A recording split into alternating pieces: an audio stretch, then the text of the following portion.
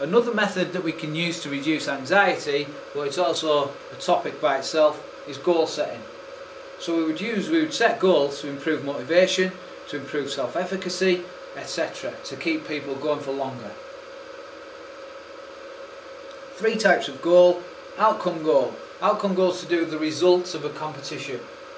Okay, so it would be to win things normally in sport. A performance goal is to do with improvements. Alright, so how can I improve my performance? Technical things normally.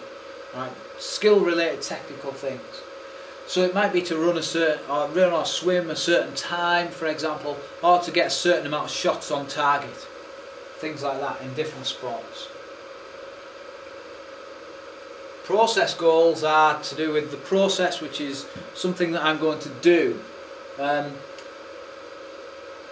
So this would be something like doing extra training sessions. It might be that I have a goal that in every match I work harder than my opponent. Right? Something that I'm actually going to carry out.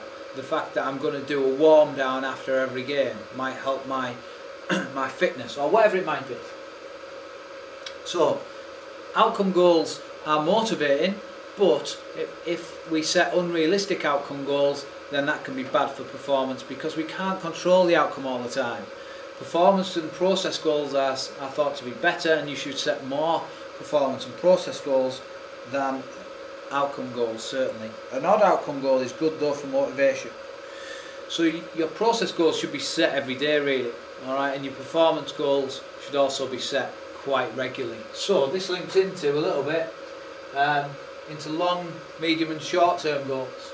So at the bottom, long term goal might be your outcome goal, to win something at the end of a period of time.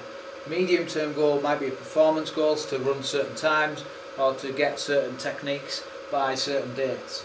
And then every day, for top athletes, they'll be setting process goals of things that they're going to do in terms of their training, their diet, whatever it might be, things they're going to carry out in order to reach those other types of goals. Goals should be set in a smarter way. So S is for specific. So rather than saying I'm going to do my best, research tells us if you set a goal about something in particular, so about a certain skill, or like we've mentioned there about your diet, or whatever it might be, make it specific. Alright, that is what I'm setting my goal about. Measurable means putting numbers on it. Put some figures on it. Get it measured. Alright, so how many are you going to get? Alright, what time exactly are you going to do? Alright, so by putting a figure on it, that makes it measurable. Agree it. A isn't for achievable, A is for agreed. Agreed is with potentially your coach or your team members. So teams should set agreed goals between all the team. You as an individual athlete should agree your goal with your coach. Don't let your coach set your goal for you. Realistic goals are very important. This is probably the most important one. Realistic is the same as achievable, which is why the A isn't for achievable. Okay, so have you set a realistic goal that you can achieve? As it says at the bottom, research tells us that if you set unrealistic goals, then that's really bad for your performance. Now if you relate this to self-efficacy theory and performance accomplishments, you should understand why.